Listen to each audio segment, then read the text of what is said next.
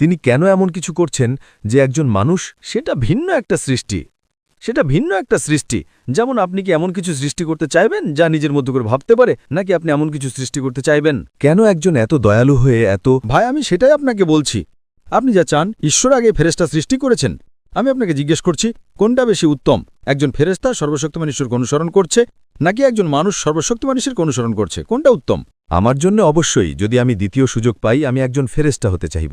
আমি কেন জাহান্নামে যাওয়ার ঝুঁকি নেব? সঠিক। সেই জন্যই সর্বশক্তিমান ঈশ্বর সূরা আরাফ অধ্যায় নম্বর ৭ আয়াত ১৭২ বলেছেন, সর্বশক্তিমান ঈশ্বর আদমের ওরস থেকে সমস্ত মানুষকে বের করলেন এবং তাদের জিজ্ঞেস করলেন, কি ঈশ্বর কি একজন? সবাই একমত হল। সর্বশক্তিমান ঈশ্বর সূরা হাশর অধ্যায় নম্বর ৫০ আয়াত ২১ বলেছেন, যদি সর্বশক্তিমান ঈশ্বর কোরআনকে পাহাড়ের উপর নাজিল করতেন, পাহাড় ধসে পড়ত। সর্বশক্তিমান ঈশ্বর সূরা আহজাব অধ্যায় নম্বর ৩৩ আয়াত ৭২ বলেছেন, মানুষরাই ছিল বোকা যারা বলেছিল আমরা মানুষ হতে চাই। আপনি আর আমি বোকা ছিলাম। এখন আপনি পিছু হটতে পারবেন না।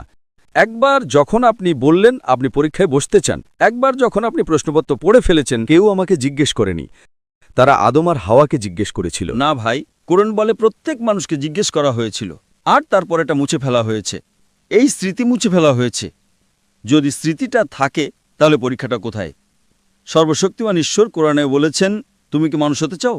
যদি তুমি মানুষ হও, তুমি ফেরেশতার চেয়ে শ্রেষ্ঠ হতে পারো অথবা নিকৃষ্ট হতে পারো। যদি তুমি মানুষ হতে না চাও, সাধারণভাবে পাশ করো। তর্কের খাতিরে ধরলেও এমনকি সেই ক্ষেত্রে ভাই, আমাকে শেষ করতে দিন, দয়া করে আমাকে শেষ করতে দিন। ঠিক আছে, আপনি প্রশ্ন করেছেন, যদি আপনি মাঝখানে কথা বলেন আমি কিভাবে উত্তর দেব? নিশ্চয়ই বলুন। তো সর্বশক্তিমান ঈশ্বর মানুষকে জিজ্ঞেস করেছিলেন এবং কোরআন বলে আমরা মানুষরা ছিলাম বোকা। আপনি আর আমি দুজনেই বোকা ছিলাম যারা এই পরীক্ষাটা বেছে নিয়েছিলাম। এখন একবার যখন আপনি পরীক্ষায় অবতীর্ণ হলেন, স্বাধীন ইচ্ছার পরেও যদি আপনি আদেশ মেনে চলেন, আপনি ফেরেশতার চেয়ে শ্রেষ্ঠ হবেন। যদি আপনি আল্লাহকে অমান্য করেন, আপনি ফেরেশতার চেয়ে নিকৃষ্ট হবেন। আমরা কৃতিত্বের সাথে পাশ করতে চেয়েছিলাম, আপনি আর আমি। আপনি বললেন আমি মনে করতে পারছি না। অবশ্যই আপনি মনে করতে পারবেন না, এমনকি আমিও মনে করতে পারছি না, কিন্তু কোরআনের উপর আমার বিশ্বাস আছে।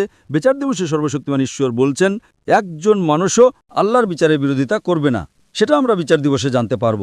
আমরা শুধু এটাই বলবো, দয়া করে আমাদের আরেকটা সুযোগ দিন। সর্বশক্তিমান ঈশ্বর বলবেন, অনেক দেরি হয়ে গেছে। কারণ যদি তিনি আপনাকে নতুন সুযোগ দিতে চান, তবে আমাকেও আবার পৃথিবীতে ফিরে আসতে হবে, আবার সবাইকে। সুতরাং যারা ব্যর্থ হয়েছে, তিনি শুধু ব্যর্থদের আনতে পারেন না। তাই কোরআন বলে, কেউ কখনো আল্লাহর বিচারের বিরোধিতা করবে না। তারা আল্লাহকে অনুরোধ করবে, আমাদের আরেকটা সুযোগ দিন। সর্বশক্তিমান ঈশ্বর বলবেন, অনেক দেরি হয়ে গেছে। সর্বশক্তিমান ঈশ্বর আমাদের এই দুনিয়াতেই সুযোগ দেন। আপনি ভুল